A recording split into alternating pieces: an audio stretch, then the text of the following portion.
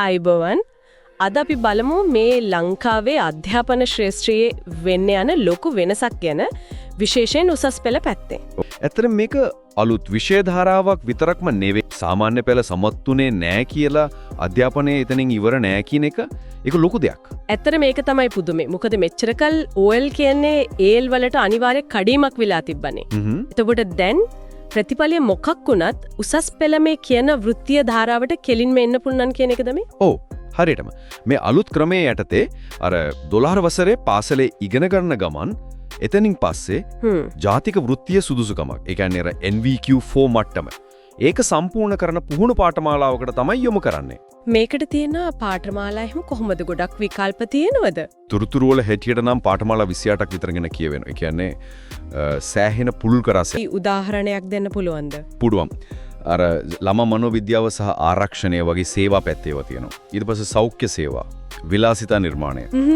අනිකාර කාර්මික පැත්තට ගියොත් මෝටර් කාර්මික තාක්ෂණය, ඉදිකිරීම, විදුලි කාර්මික, අර පරිගණක දුරඩාංග, ජාලකරණය වගේ දේවලු තියෙනවා. ඒ කියන්නේ ගොඩක් වෙලාවට අර රැකියාව වෙළඳපොළට කෙලින්ම සම්බන්ධ වෙන පාඨමාලා වගේ නේද? ඔව් ඒක පැහැදිලි. කෙලින්ම නිපුණතාවයක් අතට දෙන පාඨමාලාවක්. හරිම වැදගත්. එතකොට මේ අවුරුද්දේ OL ලියලා ප්‍රතිඵල බලා ඉන්න අයට විතරක් නෙවෙයි.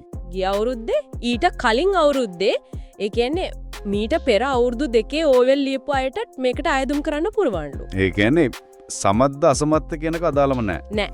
අයදුම් කරන්න ඒක බාධාවක් කරගෙන නෑ කියලා තමයි කියන්නේ. ඒක නම් අතරම ලොකු වෙනසක්. අධ්‍යාපන අවස්ථාව පුළුල් වෙනවා කියන එක නේද? ඔව්. මේ වැඩසටහන ක්‍රියාත්මක වෙන්නේ කොහොමද? හැම පාසලකම තියෙනවද? නෑ හැම එකේව නෑ. දැනට තියෙන විස්තර අනුව දිවයිනේ හැම දිස්ත්‍රික්කයක්ම ආවරණය වෙන විදිහට පාසල් 608ක තමයි මේක පටන් ගන්න යන්නේ. එකකින් රැකියාව වෙළඳපොළට ඕන කරන දක්ෂය බිහිරෙනවා. ඔව්. අනික් පැත්තෙන් OL ප්‍රතිඵල නිසා හිර වෙන්න ගියපු ළමයි ගොඩකට අනාගතයට පැහැදිලි පාරක් පෑදෙනවා. ඒ වගේම අර වෘත්ති අධ්‍යාපනය කියන්නේ දෙවෙනි පන්තිය දෙයක් කියන ආකල්පෙත් ටිකක් හරි වෙනස් වෙන්න ඉඩ තියෙනව නේද?